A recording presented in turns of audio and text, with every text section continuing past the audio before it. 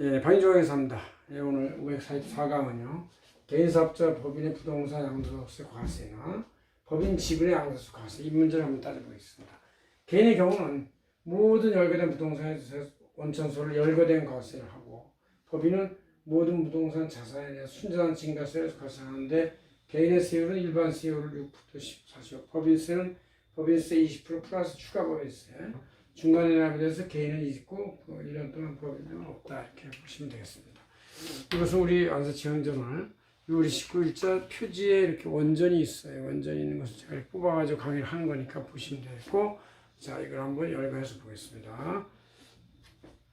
기본적으로 부동산이 이제 항상 문제가 되죠. 이 국부 상승의 원인도 되지만 각 개인들의 투자적, 투기적 목적 때문에 굉장히 주택값이 올라가지고 이제 이 많은 서민들, 특히 젊은 층들이 생활이 어려워지는 문제가 생겼습니다. 정부가 정책을 잘해야지, 잘못하면 이렇게 이제 젊은 사람들한테 피해를 보고 미래 세대의 이익을 현재 기득권 세대가 그냥 뺏어내는 것과 같은 것이 바로 부동산 상승이에요. 이것이 굉장히 사회 문제가 되고, 젊은이들이 결혼도 못하고 집도 장만 못하는 치명적인 문제가 되고 있다는 것이죠. 그래서 이거를 정책을 잘해야 한다, 그런 얘기예요.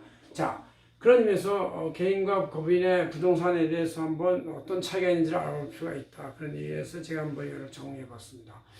자, 그 대상이 개인의 사업자나 일반 개인은 토지나 건물, 부동산사의 권리, 부동산 과다보유의 법인의 주식, 과다보유는 뭐냐? 부동산이 자산의 50% 이상이면서 그 지분의 50% 이상을 팔 때는 이제 그걸 부동산적 자산이라고 해요. 그 다음에 이제 부동산이 80% 이상 법인의 지분 양도도 물론 부동산적 자산이라고 해서 이 과세 대상이 되는 열거된 소득 원천설에 해당이 된다, 그런 얘기죠. 그 사업용 부동산의 개념에 대해서 개인 사업자는 개인 사업에 쓰는 부동산이라 할지라도 사업용 소득으로 보지 않고 종합소득 과세가 안 되고 부동산 양도소득을 별도로 과세한다, 그런 얘기죠. 적용세율은 이제 이 개인은 무조건, 개인 사업자건 개인은 무조건 차익에 대해서 그 일반 양도세율인 6%부터 10억 초과에 대해서 45%까지 적용되고, 여기다 지방주민세 10%가 추가되는 것이죠.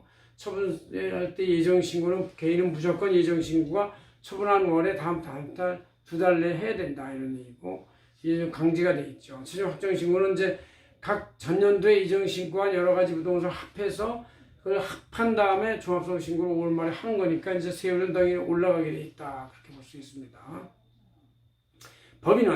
법인의 모든 자산, 부동산에 대해서 과세가 되는 순자산 증가세를 얘기하는데, 사업용 부동산에 대해서 일반 법인세를 내고, 법인이 법인은 이제 주택을 취득할 필요가 없는 데니까 법인의 주택에 대해 추가 법인세, 비사업용 부동산에 추가 법인세를 내는데, 그 추가 법인세는 일반 법인세율 20% 등에 대해서 주택은 20%, 비사업용 토지는 10%가 된다. 이래서 이제 결국 주택의 경우는 일반 법인세 20% 플러스 추가 법인세 20% 40%가 되고, 여기에 지방소득세 10%까지 하니까 45%쯤 되겠죠.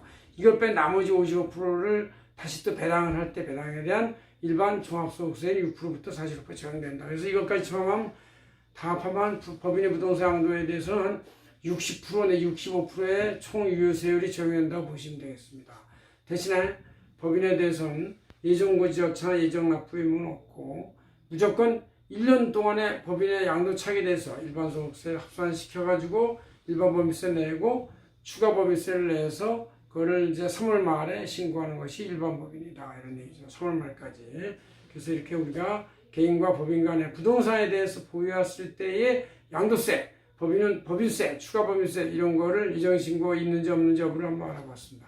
고맙습니다. 박인정이었습니다.